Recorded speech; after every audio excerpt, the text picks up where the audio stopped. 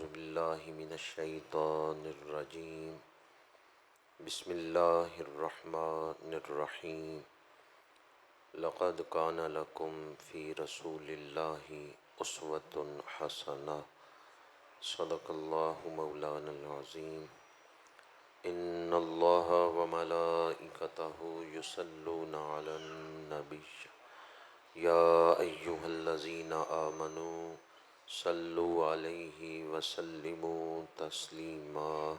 الصلاة والسلام عليك يا رسول الله وعلى آلك وأصحابك يا حبيب الله. الصلاة والسلام عليك يا رسول الله وعلى آلك وأصحابك يا حبيب الله. زینت مسند صدارت قرۃ عیون الصلحاء حضرت قبلہ پیر محمد ارشد ہاشمی صاحب زیدہ شرفہ، گلے گلشن ولایت فخر السادات پیر سید منیب احمد شاہ صاحب زیدہ شرفہ، عالم بعمل فخر آل سنت حضرت علامہ مولانا محمد الیاس جلالی صاحب زیدہ مجدہ، نجم القراء استاذ القراء حضرت مولانا قاری لیاقت منیر صاحب، انتہائی واجب التکریم علماء کرام، برادران اسلام، حاضرین و سامعین، اللہ پاک کا شکر ہے جس نے ہمیں ان 10 روزہ محافل میں حاضری کی توفیق عطا فرمائی ہے۔ ان ہستیوں کو اللہ پاک نے بڑی عظمت اور شان عطا کی ہے جن کی یاد میں ہم یہ محفلیں سجا رہے ہیں، اور وہ لجپال ہستیاں ہیں، کریم ہستیاں ہیں۔ اللہ نے ان کے ذکر کو بھی بڑی شان عطا فرمائی ہے۔ یہ محفلیں خانوادہ نبوت کے ساتھ اظہار وفا ہے، اظہار محبت ہے، اظہار غلامی ہے۔ جس طرح آج ان محفلوں میں اللہ پاک نے حاضری کی توفیق دی، کل قیامت کے دن اسی طرح حضور کے جھنڈے لواء الحمد کا سایہ عطا فرمائے۔ قرآن پاک کی سورتوں میں ایک سورہ مبارکہ ہے سورہ آراف۔ آراف کون سا مقام ہے، اس کے بارے میں مختلف اقوال ہیں مفسرین کے۔ ایک قول یہ ہے کہ حشر کے میدان میں وہ بلند مقام جس پہ اللہ تعالی حضور کی آل پاک کو کھڑا کرے گا، اور اللہ فرمائے گا کہ اس دنیا میں تمہارے ساتھ جو سچی محبت کرتا تھا، اشارہ تم کرتے جاؤ بخشتا میں جاؤں گا۔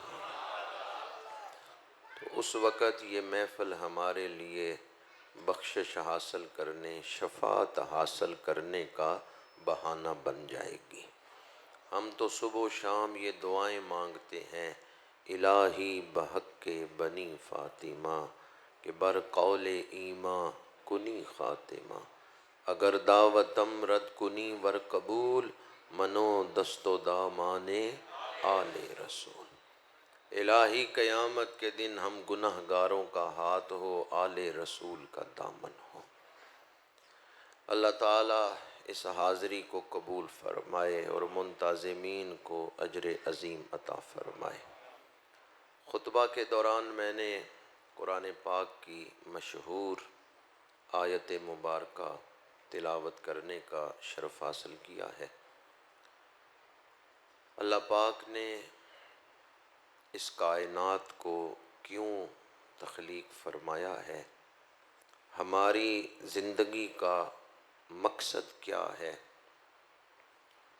اور اس زندگی کے بعد، موت کے بعد انسان کن مراحل سے گزرتا ہے،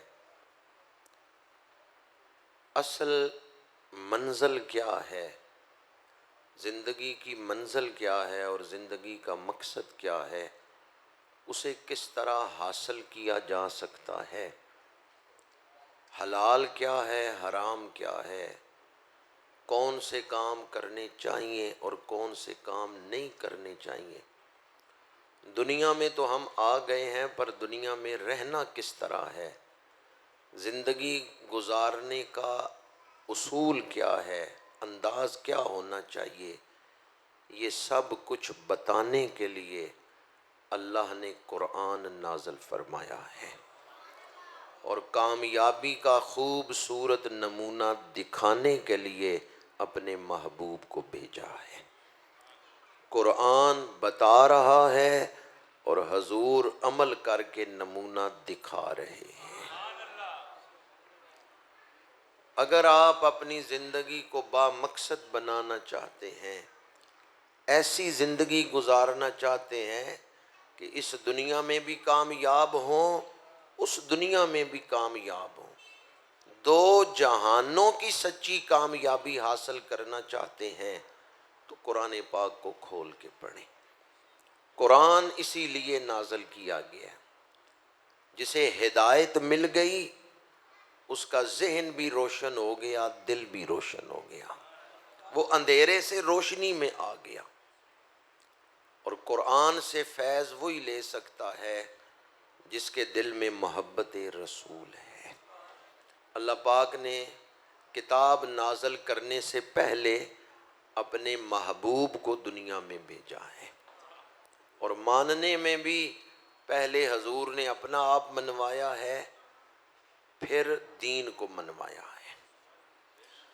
تو اللہ پاک نے قرآن پاک کے ساتھ ایک کامل نمونہ بھی ہمارے سامنے رکھا ہے۔ فرمایا لَقَدْ كَانَ لَكُمْ فِي رَسُولِ اللَّهِ أُسْوَةٌ حَسَنَةٌ، البتہ تحقیق رسول اللہ کی زندگی میں تمہارے لیے خوبصورت نمونہ ہے۔ دوسرے مقام پر ارشاد فرمایا قُلْ إِن كُنتُمْ تُحِبُّونَ اللَّهَ فَاتَّبِعُونِي يُحْبِبْكُمُ اللَّهُ، محبوب اعلان فرما دیجئے اگر تم اللہ کی محبت چاہتے ہو، میری پیروی کرو، میری اتباع کرو، اللہ تمہیں اپنا محبوب بنا لے گا۔ وَيَغْفِرْ لَكُمْ ذُنُوبَكُمْ، اور تمہارے سارے گناہوں کو معاف فرما دے گا۔ بڑی مشہور آیت مبارکہ ہے، یہ بھی آپ سب کو یاد ہوگی، قُلْ إِن كُنتُمْ تُحِبُّونَ اللَّهَ فَاتَّبِعُونِي، اگر تم اللہ کی محبت چاہتے ہو، میری اتباع کرو، میری پیروی کرو، یحببکم اللہ، اللہ تمہیں اپنا محبوب بنا لے گا اور تمہارے گناہوں کو معاف کر دے گا۔ تو ترتیب میں پہلے کیا بیان کیا ہے؟ گناہ پہلے معاف کرے گا یا محبوب پہلے بنائے گا؟ جی، یحببکم اللہ ویغفر لکم ذنوبکم، اللہ تمہیں اپنا محبوب بنا لے گا اور تمہارے گناہ معاف فرما دے گا۔ تو پہلے کس چیز کا ذکر ہے؟ محبوب بنانے کا یا گناہ معاف کرنے کا؟ ایک گناہ گار بندہ ہے، اس نے توبہ کر لی، حضور کی اتباع شروع کر دی، اتباع نبوی میں آ گیا، ہر قدم حضور کی سنت کے مطابق اٹھا رہا ہے، تو اب اس آیت کی روشنی میں پہلے اس کے گناہ معاف ہوں گے یا پہلے اللہ اسے اپنا محبوب بنائے گا؟ کیا کسی گناہ گار سے بھی اللہ محبت کرتا ہے؟ پر جب کوئی حضور کی ادا کو اپنا لیتا ہے وہ اللہ کو پیارا لگتا ہے، اللہ اسے محبوب پہلے بناتا ہے، گناہ بعد میں معاف فرما رہا۔ تو اتباع نبوی، محبوب کی ادا کو ادا کرنا، یہ ایک گناہ گار کو بھی اللہ کا محبوب بنا دیتا ہے، یہ ایسا عمل ہے۔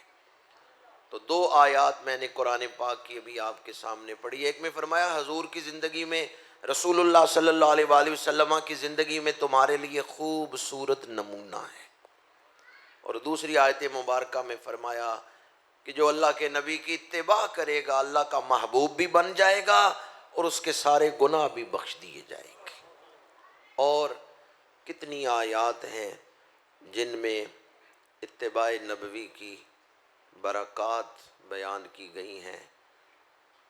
شان بیان کی گئی ہے کہ حضور کی اتباع سے ہی دارین کی کامیابی ملتی ہے۔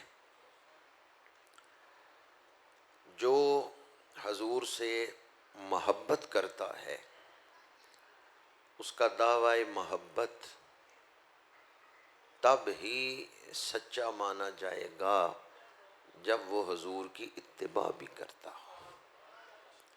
صحابہ کرام رضوان اللہ تعالی علیہم اجمعین اور حضور کے اہل بیت، ان ہستیوں کی زندگی کا جو محور ہے وہ محبت رسول ہے۔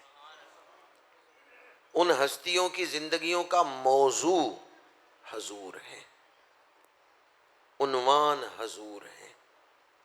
اہل بیت اور صحابہ کی زندگیوں کا مقصد حضور کو راضی کرنا ہے، حضور کو خوش کرنا ہے، حضور کا قرب حاصل کرنا۔ انہوں نے گھر بار چھوڑا، وطن چھوڑا، اولادیں قربان کی، مال پیش کیا۔ صحابہ ہوں یا اہل بیت ہوں، ان کی جتنی قربانیاں ہیں مقصد کیا ہے؟ اللہ کے رسول راضی ہو جائیں، حضور کا قرب حاصل ہو۔ اور کوئی بھی قدم اٹھانے سے پہلے وہ ہستیاں یہ دیکھتی تھیں کہ حضور کا انداز کیا ہے، اللہ کے محبوب کی سنت کیا ہے، حضور کا طریقہ کیا ہے۔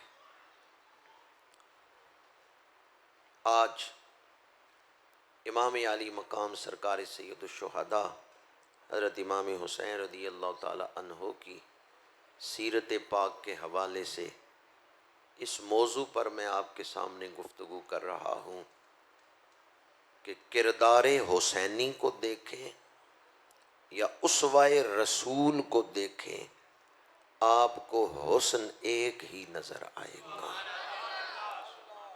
سیرت حسینی سیرت نبوی کا عکس جمیل ہے۔ ہم اپنے مشائخ کے لیے، اپنے پیروں کے لیے یہ شعر پڑھتے ہیں، جس کی ہر ہر ادا سنت مصطفیٰ، ایسے پیر طریقت پہ کس پہ لاکھوں سلام، ایسے پیر طریقت۔ ہمارے مشائخ تو اس قدر حضور کی اتباع کرتے ہیں کہ ہم کہتے ہیں جن کی ہر ہر ادا سنت مصطفیٰ، تو کیا خیال ہے جن کو گھٹی حضور نے دی ہے، جن کی پرورش ہی حضور کی گود میں ہوئی ہے، ان کی سیرت کس درجے کی ہوگی، ان کا کردار کس درجے کا ہوگا۔ امام علی مقام کی سیرت سیرت نبوی کا عکس جمیل ہے۔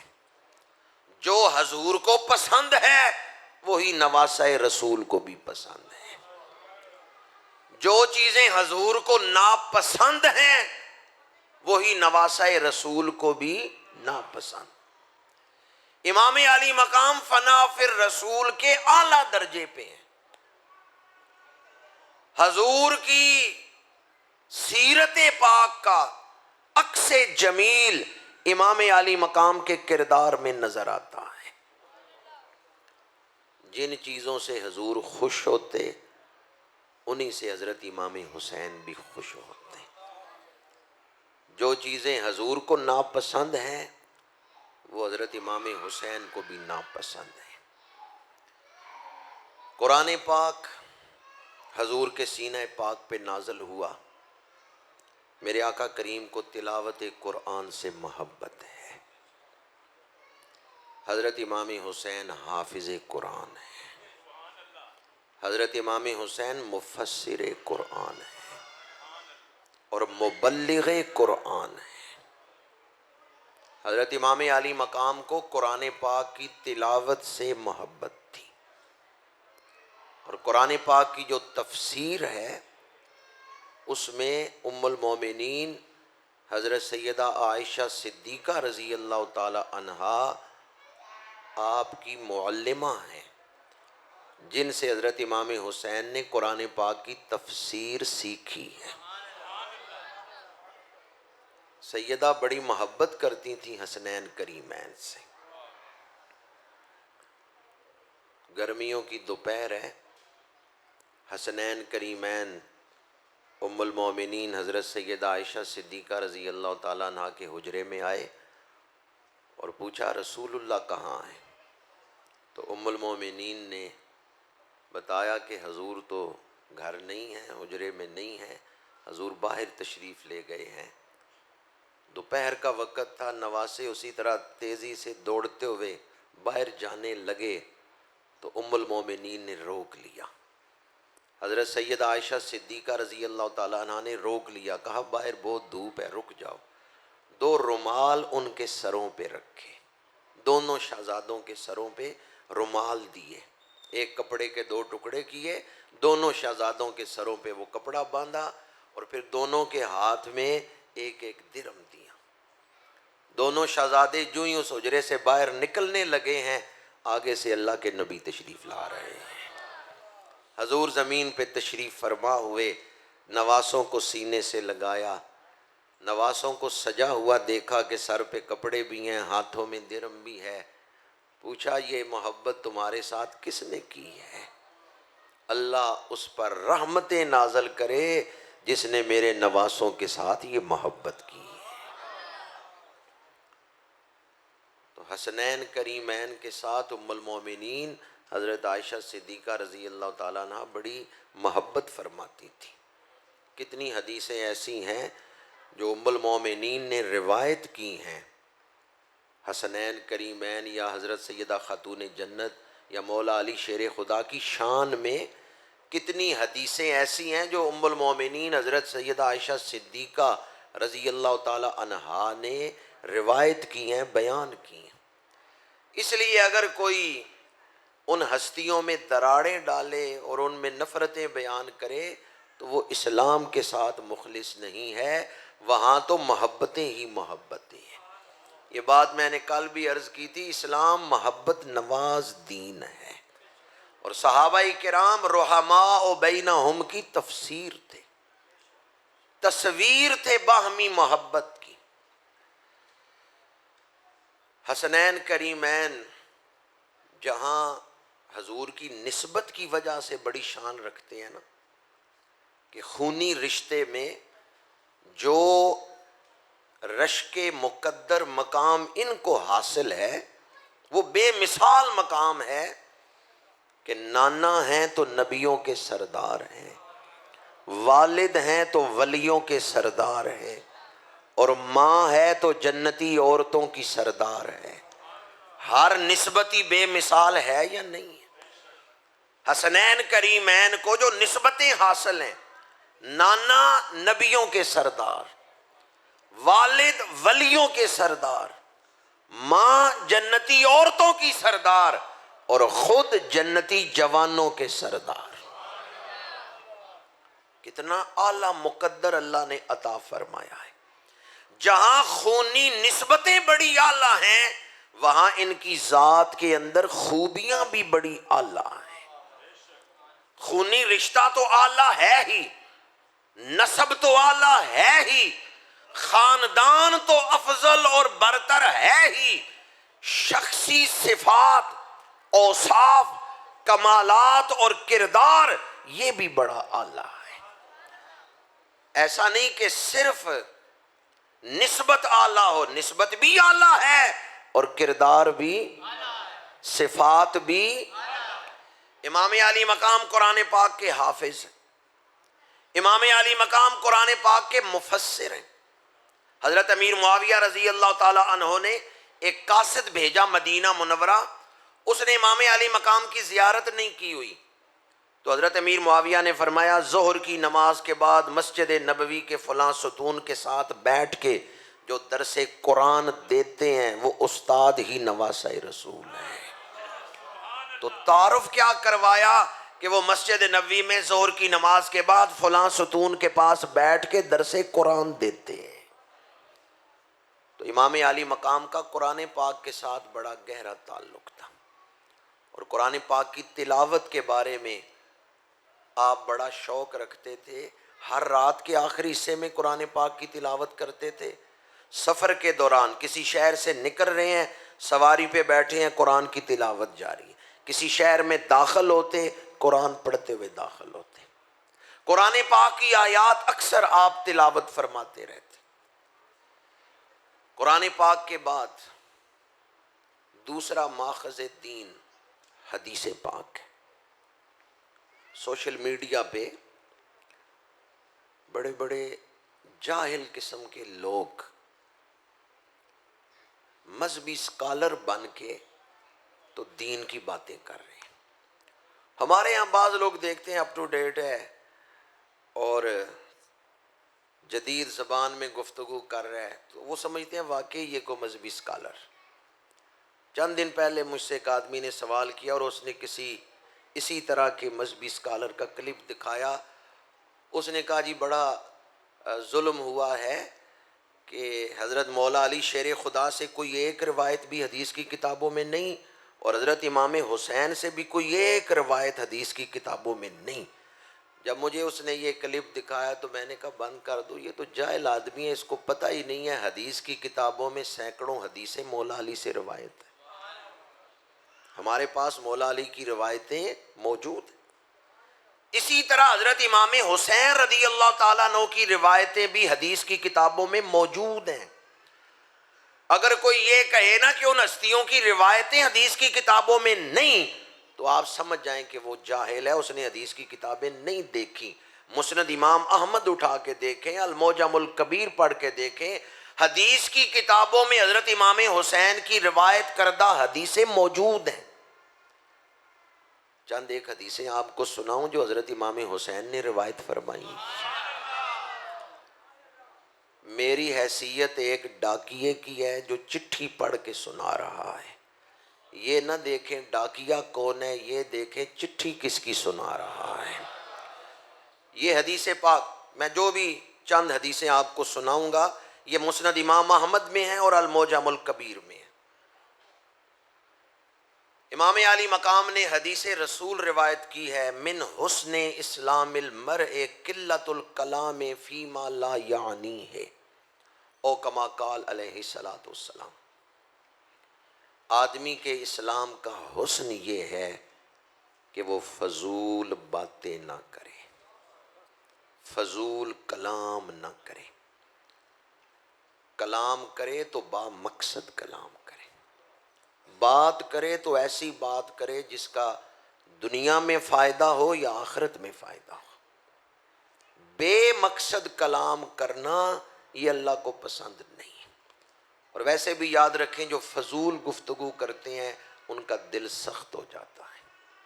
ہمارے ہاں آج کل جیسے زبان کے چٹخارے ہوتے ہیں نا، ذائقے، مزید اس کو کیا کہہ سکتے ہیں، ماشاءاللہ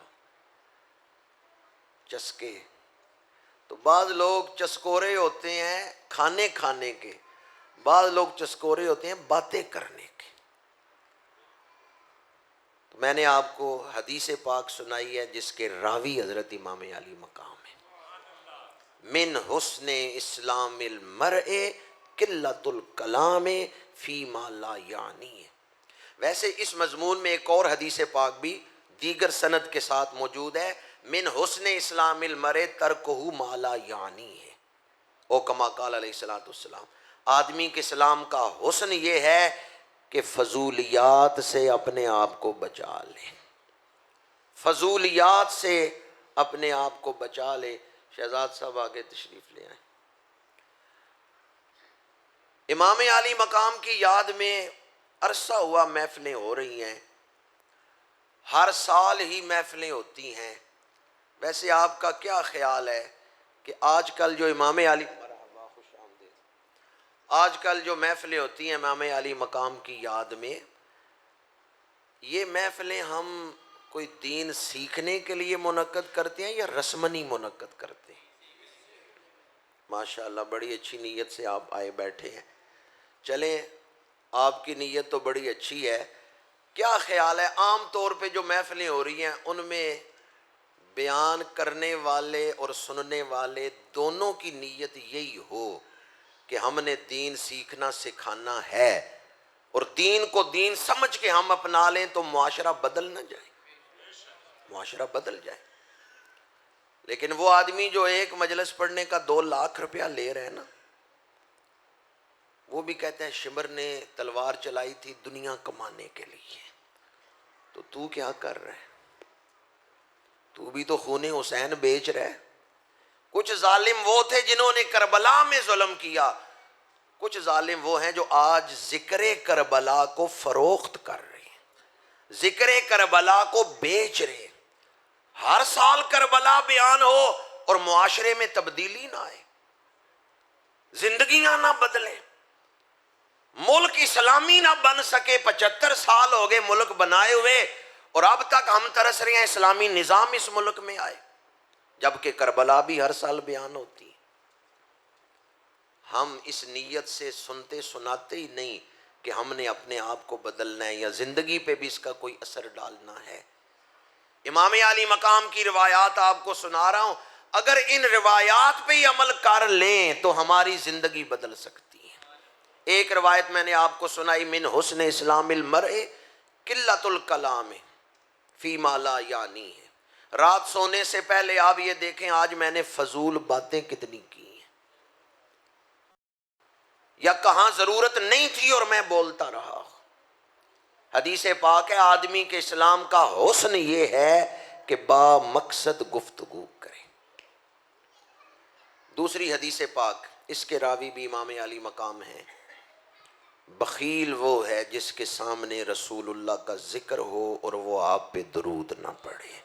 الصلاۃ والسلام علیک یا رسول اللہ وعلی آلک واصحابک یا حبیب اللہ۔ اسی سے قریب ترین مضمون میں حدیث پاک ہے اور اس کے راوی بھی امام علی مقام ہے، جو حضور پہ درود پڑھنا بھول گیا وہ جنت کا راستہ بھول گیا۔ الصلاۃ والسلام علیک یا رسول اللہ وعلی آلک واصحابک یا۔ آپ اس مسجد میں آئے ہیں، راستہ پتہ تھا تو آئے ہیں نا، اگر آپ راستہ بھول جاتے تو اس مسجد تک نہیں پہنچ سکتے تھے۔ بندہ منزل پہ پہنچتا ہے جب راستے کا پتہ ہو۔ درود پڑھنے والے پر جنت کے راستے روشن ہوتے جاتے ہیں۔ یوں کہہ لے بندہ درود پڑھ رہا ہے، درود اس کا ہاتھ پکڑ کے اسے جنت کی طرف چلا رہا ہے۔ آج کل زندگی میں مختلف مسائل ہیں، ہم چاہتے ہیں دکھ سکھ میں بدل جائیں، پریشانیاں آسانیوں میں بدل جائیں۔ مولانا روم نے ایک روایت نقل کی ہے، میرے آقا کریم نے شہد کی مکھی سے پوچھا تو مختلف پھولوں سے شہد کا رس چوستی ہے، اس کو پھولوں کا رس چوستی ہے، اس کو شہد کیسے بناتی ہے؟ تو اس مکھی نے کہا میں پھولوں کا رس چوس کے آپ پر درود پڑھتی ہوں، وہ پھولوں کا رس شہد بن جاتا ہے۔ یہ جو پھولوں کا رس ہے یہ میٹھا ہوتا ہے تو شہد تو درود تلخی کو شیرینی میں بدل دیتا ہے۔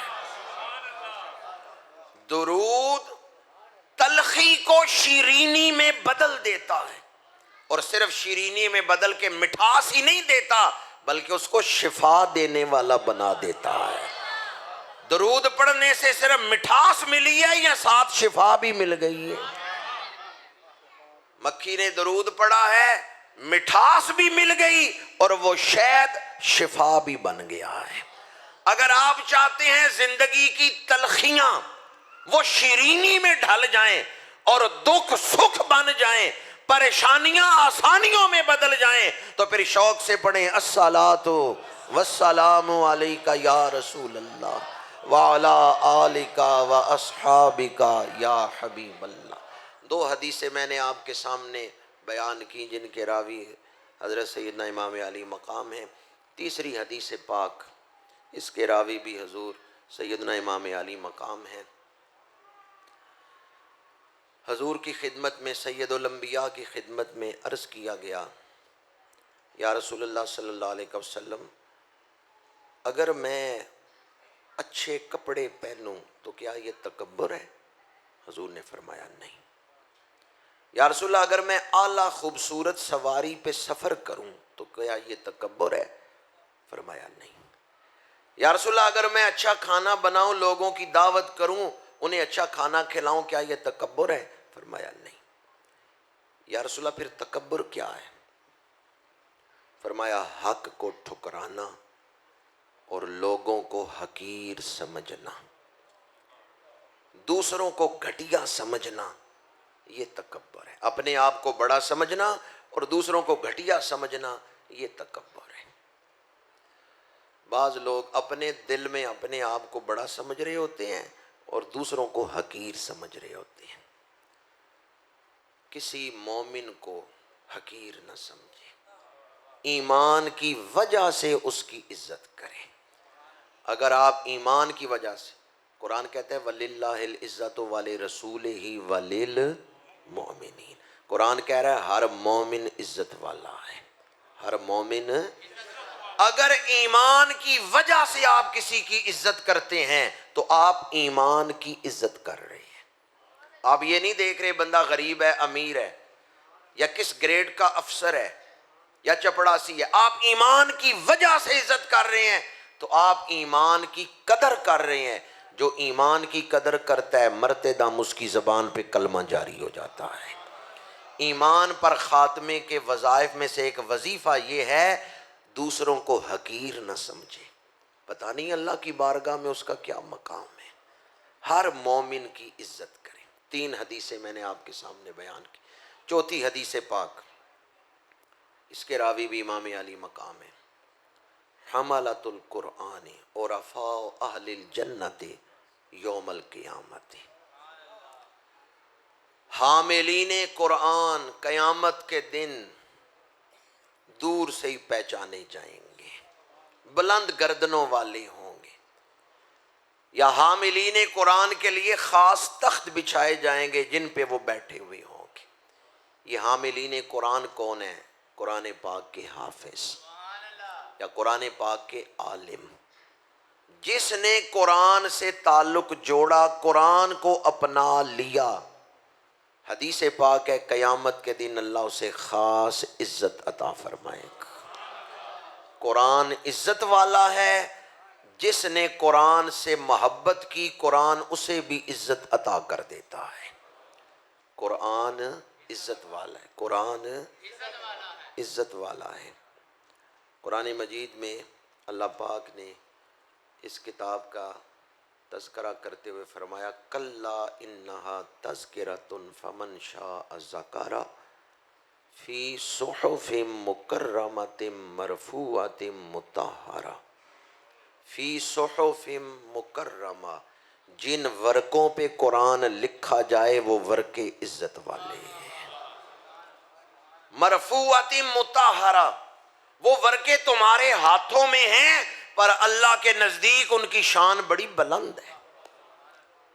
مطہرہ، کوئی ناپاک شخص انہیں چھو نہیں سکتا، وہ پاک ہیں، جنبی شخص نہیں چھو سکتا، حائضہ عورت نہیں چھو سکتی، بے وضو مرد نہیں چھو سکتا، وہ پاک ورقے ہیں، لا یمسہ الا المطہرون، انہیں چھونے کے لیے اپنے بدن کو پاک کرنا ضروری ہے۔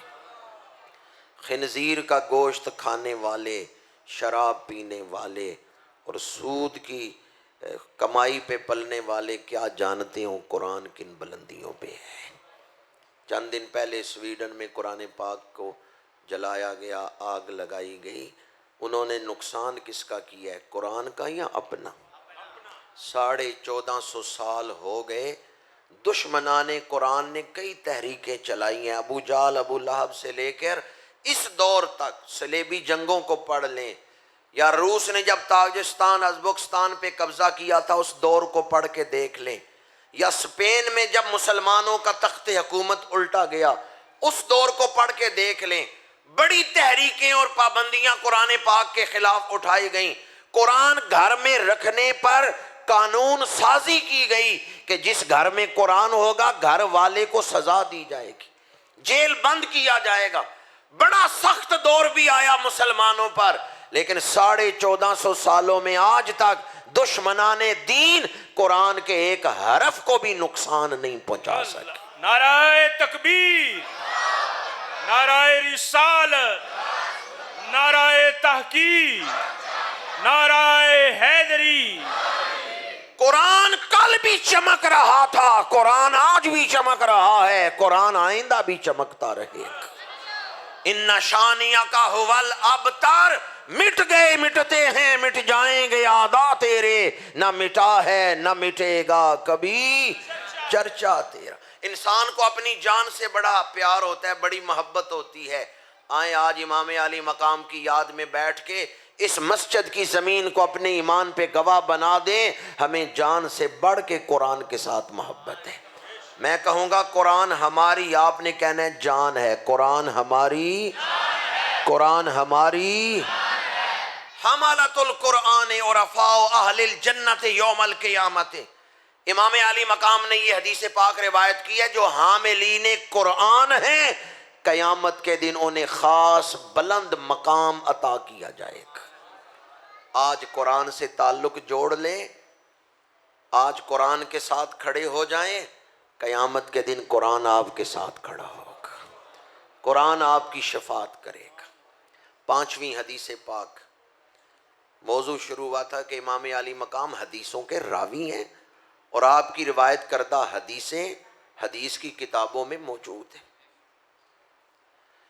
ان اللہ یحب معالی الامور ویکرہ صفصافها، او کما قال علیہ الصلاۃ والسلام۔ میرے آقا کریم صلی اللہ علیہ وآلہ وسلم نے فرمایا، جب کوئی کام کرو تو ردی طریقے سے نہ کرو، بے دلی سے نہ کرو۔ ان اللہ یحب معالی الامور، کام کو اچھے انداز میں سر انجام دو، کام کو صحیح کر کے سر انجام دو۔ جو آدمی اپنی ڈیوٹی اچھے انداز میں دیتا ہے اللہ اس سے محبت کرتا ہے۔ جو کام کو اس کے تقاضوں کے مطابق سنوار کے سر انجام دیتا ہے۔ ایک ہوتا ہے کم مغرو لانا، ایک ہوتا ہے کوئی کام ذمہ لیا ہے تو اس کے تقاضوں کے مطابق اسے سنوار کے سر انجام دینا۔ حدیث پاک ہے کہ جو اپنی ڈیوٹی اچھے انداز میں دے، کام کو اس کے تقاضوں کے مطابق سنوار کے کرے، اللہ اس بندے سے محبت کرتا ہے۔ اور جو کوئی ڈیوٹی ردی انداز میں، گھٹیا انداز میں دے، اللہ اس کو ناپسند کرتا ہے۔ آپ جو کام کر رہے ہیں اسے اچھے انداز میں سر انجام دیں، اس لیے کہ جب کوئی کام کو اچھے انداز میں سر انجام دیتا ہے اللہ اس سے محبت فرماتا ہے۔ 5 حدیثیں میں نے آپ کے سامنے بیان کی ہیں جن کے راوی امام علی مقام ہیں۔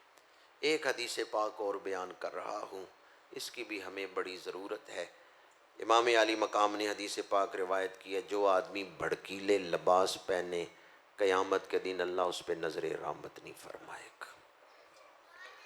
یعنی لباس کا بڑا اثر ہے اللہ کا قرب حاصل کرنے میں۔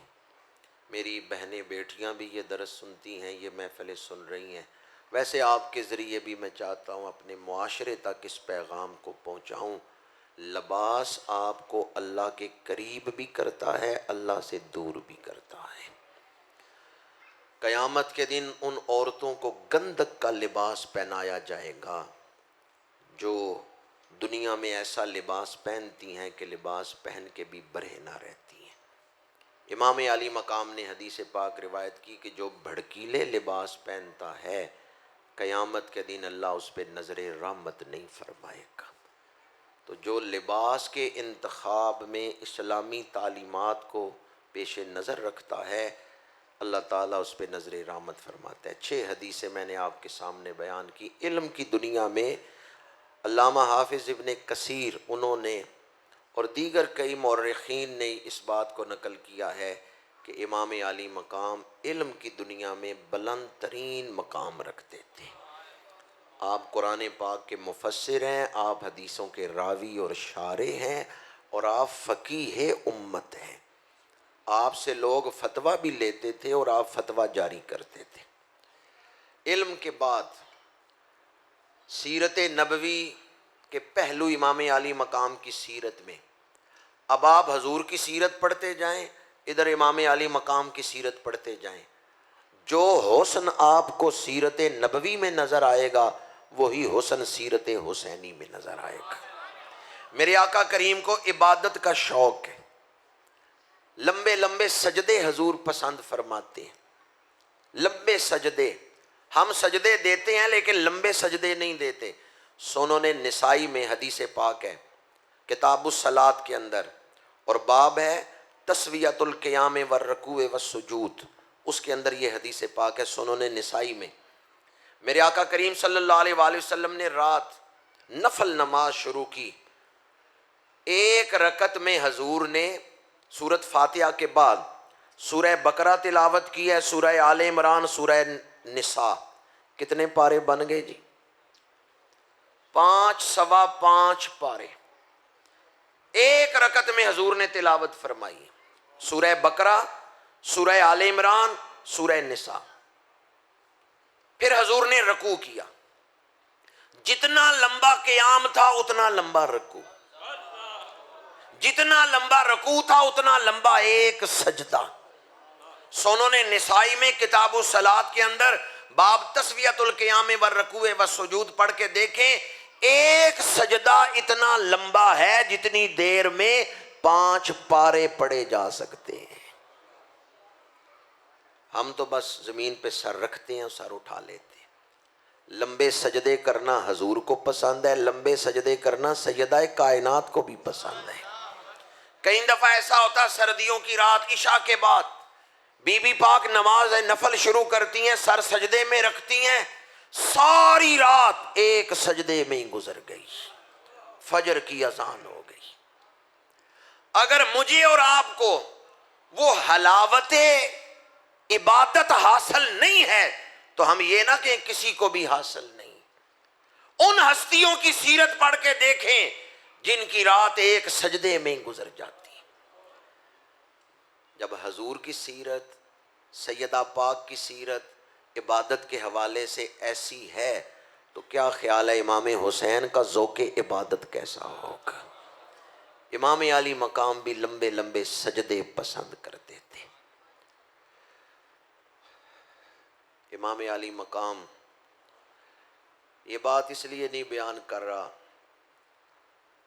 کہ آپ خوش ہو جائیں، یہ بات اس لیے بیان کر رہا ہوں کہ امام علی مقام خوش ہو جائیں۔ کئی مورخین نے لکھا ہے امام علی مقام جب سجدہ کرتے تھے نا تو دیکھنے والوں کو شبہ پڑتا تھا حضور سجدہ کر رہے ہیں کہ نواسہ رسول سجدہ کر رہے ہیں۔ امام علی مقام کا جو انداز تھا سجدہ کرنے کا، حرم مکہ میں یا مسجد نبوی میں جب آپ نماز پڑھتے ہوتے صحابہ آپ کو دیکھتے تو وہ کہتے یہ تو بالکل اسی طرح سجدہ دے رہے ہیں جس طرح اللہ کے رسول سجدہ کرتے تھے۔ حضور کو عبادت کا شوق ہے، امام علی مقام کو بھی شوق عبادت ہے۔ حضرت عبداللہ بن زبیر کو جب بتایا گیا کہ کربلا میں امام علی مقام شہید ہو گئے ہیں، حضرت عبداللہ بن زبیر نے جو خطبہ دیا اس میں فرمایا یزیدیو تم نے اس شخص کو قتل کیا ہے جس کو لمبے سجدے کرنے کا شوق تھا اور جسے نفلی روزے رکھنے کا شوق تھا۔ یہ حضرت عبداللہ بن زبیر کا خطبہ ہے۔ فرمایا تم نے اس پہ تلوار چلائی ہے جنہیں لمبے سجدوں کا شوق تھا اور نفلی روزے رکھنے کا شوق تھا۔ لمبے سجدوں کے ساتھ کس عبادت کا ذکر کیا حضرت عبداللہ بن زبیر نے؟ جو آدمی مہینے میں 3 نفلی روزے رکھ لینا، 13، 14، 15 ایام بید، جب وہ فوت ہوگا اس کا نام شہیدوں کی فہرست میں لکھ دیا جائے گا۔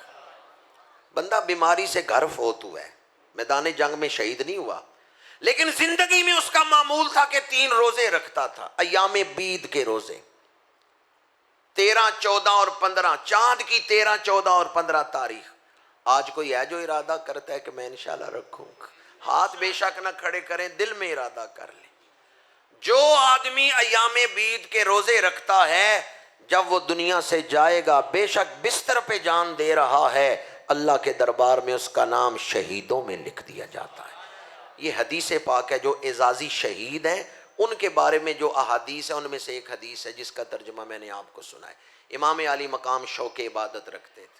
2 پہلو میں نے بیان کیے، علم، شوق عبادت، تیسرا پہلو اعلیٰ اخلاق۔ امام علی مقام اخلاق نبوی کا آئینہ تھے۔ میرے آقا کریم کا اخلاق کتنا بلند ہے، وَإِنَّكَ لَعَلَىٰ خُلُقٍ عَظِيمٍ۔ حضور اخلاق حسنہ کا معیار ہے، مجسمہ اخلاق حسنہ ہے۔ تو نواسہ رسول کا کردار بھی اخلاق عظیمہ کا مظہر تھا۔ یہ سورہ والقلم کی آیت ہے، وَإِنَّكَ لَعَلَىٰ خُلُقٍ عَظِيمٍ۔ اس سے پہلے کون سی آیات ہے؟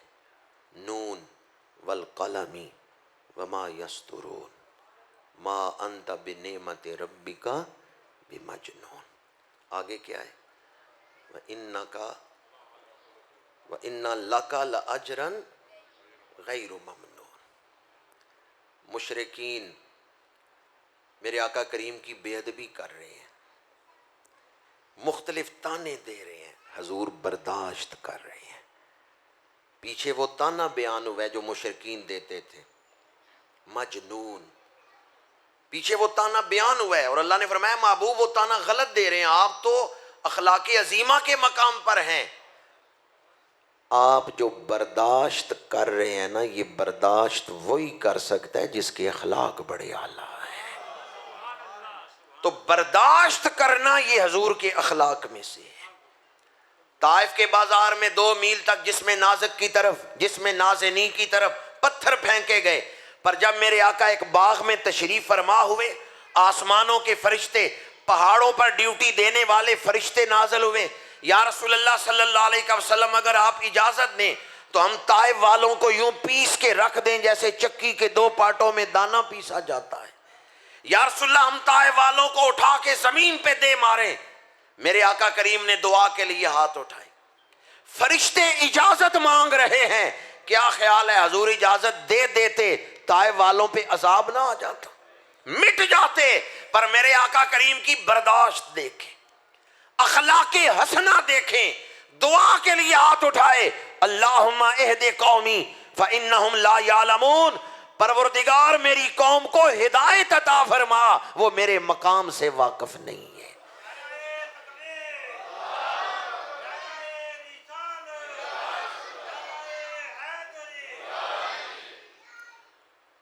تکالیف کو برداشت کرنا یہ حضور کی سیرت پاک ہے۔ امام علی مقام کی سیرت میں بھی یہ حسن کمال درجے پہ نظر آتا ہے، تکالیف کو برداشت کرنا۔ امام علی مقام کی سیرت سیرت محمدی کا آئینہ ہے۔ میرے آقا کریم سخاوت کرنے والے، امام علی مقام بھی سخاوت کرنے والے۔ حضرت اسامہ بن زید بیمار ہیں، امام علی مقام عیادت کے لیے تشریف لے گئے، دیکھا حضرت اسامہ بن زید غمگین ہے، چہرے پہ غم ہے۔ پوچھا اے اسامہ کیوں غمگین ہے؟ جانتے ہیں نا اسامہ بن زید کون ہے؟ یہ حضور کے منہ بولے بیٹے جناب زید ان کے شہزادے ہیں، بڑی شان والے صحابی ہیں، انہیں بھی حضور کی گود میں کھیلنا نصیب ہوا ہے۔ حضور اپنے نواسوں کو بھی گود میں کھلا رہے ہیں اور زید کے بیٹے کو بھی، اور زید غلام تھے، حضرت سیدہ خدیجہ الکبریٰ کے غلام تھے، انہوں نے حضور کی خدمت میں پیش کیے تھے، منڈیوں میں بکتے بکاتے آئے ہیں جناب زید۔ ہزاروں سلام خاتم النبیین کی بارگاہ میں جنہوں نے غلام کے بیٹے کو آغوش نبوت میں پالا ہے۔ حضرت اسامہ کے ساتھ شفقتیں فرمائی۔ آج اسامہ بیمار ہیں، نواسہ رسول تشریف لے گئے، فرمایا اسامہ آپ کیوں غمگین ہیں؟ انہوں نے جواب دیا میرے اوپر قرض ہے اور ڈرتا ہوں کہیں مقروض ہی دنیا سے نہ چلا جاؤں۔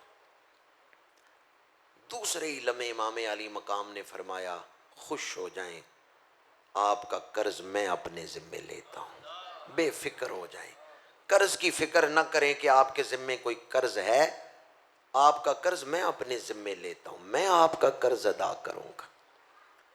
حضرت اسامہ بن زید نے کہا میری خواہش ہے میرے وصال سے پہلے قرض ادا ہو جائے۔ نواسہ رسول نے فرمایا میں آج ہی وہ پیسے بھیج دوں گا، آج ہی آپ اپنا قرض ادا فرما۔ امام علی مقام تاجدار سخاوت ہے، میرے آقا کریم نے صحابہ سے فرمایا جب مصر فتح کرو تو اہل مصر کے ساتھ نرمی کرنا، ہماری ماں بی بی ہاجرہ مصر سے آئی تھی، حالانکہ درمیان میں کتنی صدیاں ہیں۔ حضرت اسماعیل کی والدہ حضرت بی بی ہاجرہ کا ملک کون سا ہے؟ مصر۔ اور اہل مکہ جو صحابہ ہیں یہ حضرت بی بی ہاجرہ کی اولاد میں سے ہی ہیں۔ تو میرے آقا کریم نے فرمایا اے صحابہ جب مصر فتح کرو تو اہل مصر کے ساتھ نرمی کرنا، ہماری ماں بی بی ہاجرہ مصر سے آئی تھی۔ دوبارہ عرض کر رہا ہوں، جب یہ حدیث چائنا میں ایک مبلغ نے سنائی نا تو کئی چائنیز نے کہا ہمیں کلمہ پڑھائیں۔ جب یہ تو اس دور کا واقعہ جو میں آپ کو سنا رہا ہوں، جب یہ حدیث پاک مصریوں کو سنائی گئی، حضرت عمر بن عاص نے سنائی، تو اہل مصر نے کہا ہمیں اس نبی کا کلمہ پڑھاؤ جو صدیوں بعد بھی اپنی والدہ کے شہر والوں سے محبت فرما رہے ہیں۔ اور جب یہ واقعہ چائنا میں سنایا گیا تو کئی چائنیز ایسے تھے جنہوں نے کلمہ پڑھ لیا، انہوں نے کہا وہ نبی اتنے اعلیٰ درجے کے اعلیٰ کردار کے ہیں، رشتوں کو جوڑ رہے ہیں، صدیوں بعد بھی رشتے کو نبھا رہے ہیں۔ تو اسلام جہاں حقوق العباد کا درس دیتا ہے، حقوق اللہ کا درس دیتا ہے، وہیں حقوق العباد کا بھی درس دیتا ہے۔ مدینہ منورہ میں حضرت ام المومنین سیدہ خدیجہ الکبریٰ رضی اللہ تعالی عنہا، آپ کے خاندان سے ایک شخص آیا، امام علی مقام کو پتہ چلا تو آپ نے اس کو پیغام بھیجا کہ مجھے ملے بغیر نہ جانا، فلاں دن میرے گھر دعوت ہے، میرے گھر دعوت کھا کے جانا۔ وہ مہمان آپ کے گھر آیا، آپ نے کھانا بھی کھلایا، تحائف بھی دیے۔ جب وہ اٹھ کے جانے لگا تو آپ نے فرمایا، اس نے پوچھا کہ میں نے آپ پر تو کوئی احسان نہیں کیا، آپ نے میرے ساتھ اتنا اچھا سلوک کیوں کیا ہے؟ فرمایا تو میری نانی خدیجہ الکبریٰ کے قبیلے سے تعلق رکھتا ہے، ان کے خاندان سے ہے، میں اس لیے تیرے ساتھ یہ نیکی کر رہا ہوں۔ تو والدین کے رشتوں کو نبھانا یہ دنیا داری نہیں ہے، یہ بھی دین داری ہے۔ اگر آپ اپنے والدین کے اور رشتوں کو نبھا رہے ہیں، یہ بھی اسوہ حسینی۔ آخری بات عرض کر رہا ہوں، چند پہلو میں نے بیان کیے، علم کے اعتبار سے، سخاوت کے اعتبار سے، اخلاق حسنہ کے اعتبار سے۔ جو سیرت رسول ہے وہی سیرت حسینی ہے۔ آخری بات عرض کر رہا ہوں، صدیق اکبر سے محبت کرنا حضور کی سیرت ہے یا نہیں ہے؟ فاروق اعظم سے محبت کرنا، عثمان غنی سے محبت کرنا، نور کی سرکار سے پایا دوشالہ، او مبارک تم کو ذوالنورین جوڑا نور کا۔ حضور نے حضرت صدیق اکبر کو اپنے مصلی پہ کھڑا کیا ہے، تو آپ کتنی محبت کرتے ہیں حضرت صدیق اکبر سے؟ صحابہ سے محبت کرنا حضور کی سنت ہے، صحابہ سے محبت کرنا حضور کی۔ سورہ مبارکہ ہود آیت نمبر 113، وَلَا تَرْكَنُوا إِلَى الَّذِينَ ظَلَمُوا فَتَمَسَّكُمُ النَّارُ، ان لوگوں سے رغبت نہ رکھو، ان کی طرف دلی جھکاؤ نہ رکھو جو ظلم کرنے والے ہیں۔ اگر آپ ان سے رغبت رکھیں گے، جو ظالم ہیں ان سے رغبت رکھیں گے، فَتَمَسَّكُمُ النَّارُ، تو پھر جو ظالموں سے تعلق رکھے گا وہ بھی دوزخی ہوگا۔ آیت کی تفسیر آپ خود پڑھ لیں، حوالہ میں آپ کو دے رہا ہوں، سورہ ہود آیت نمبر 113۔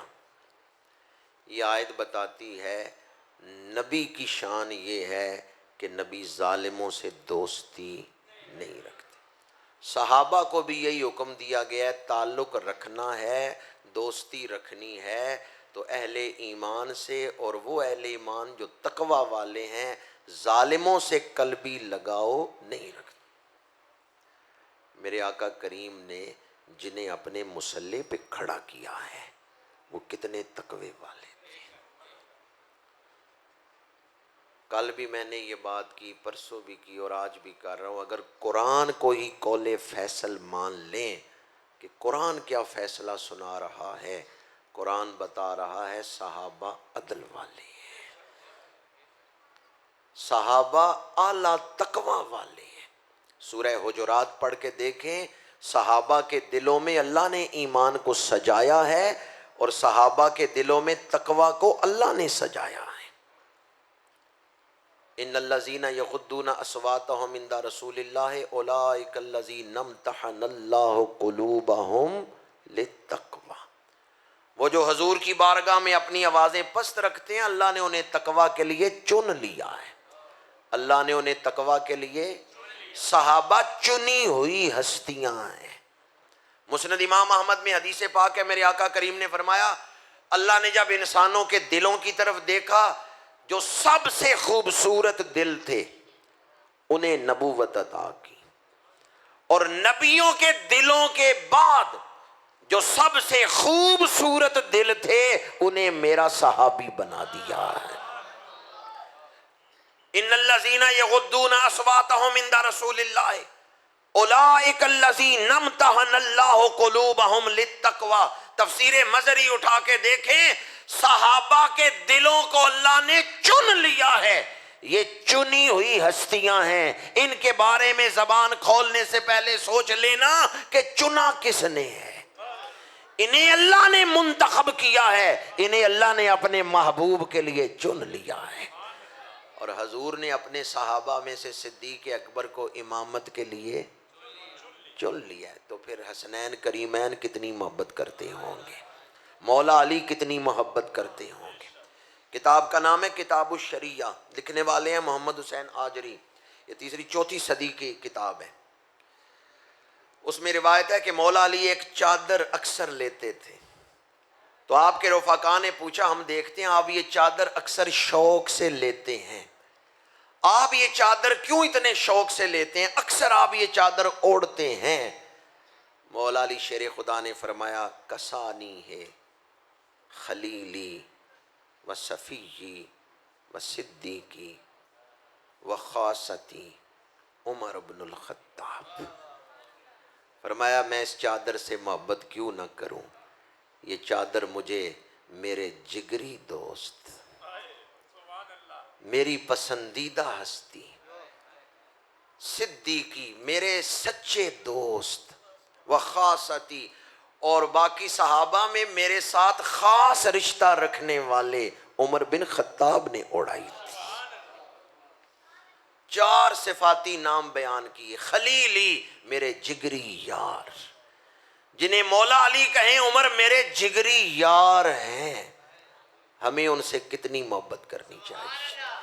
صحابہ سے محبت کرنا سنت مصطفیٰ بھی ہے، سنت مرتضیٰ بھی ہے، اور سنت شہید کربلا بھی ہے۔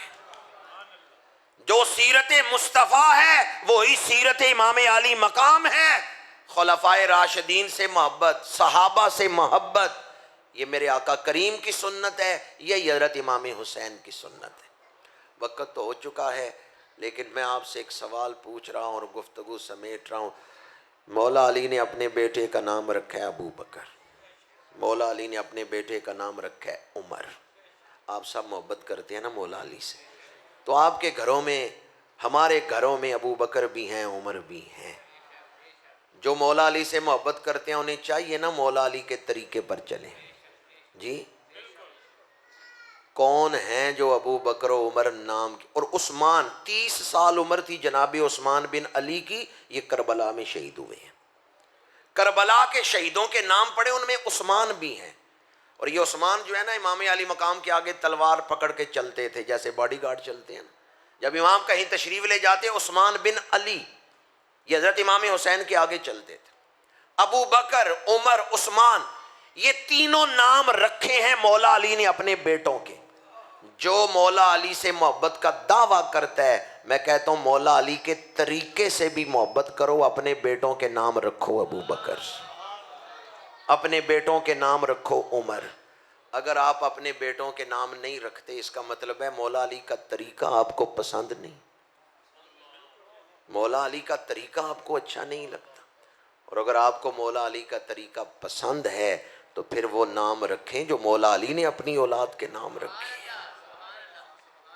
اگر اہل بیت سے سچی محبت، حقیقی محبت کرتے ہیں تو آپ اہل سنت و جماعتی محبت کرتے ہیں، کیونکہ ہمارے عقیدے میں بے ادبی نہیں، گستاخی نہیں۔ جو حضور کے نالین سے اتنی محبت کرتے ہیں کہ سر پہ رکھنے کو مل جائے نالے پاک حضور تو پھر کہیں گے کہ ہاں تاجدار ہم بھی ہیں۔ جو حضور کے نالین سے اتنی محبت کرتے ہیں وہ کاندھوں پہ کھیلنے والے آقا حسین سے کتنی محبت کرتے ہوں گے۔ وآخر دعوانا ان الحمد للہ رب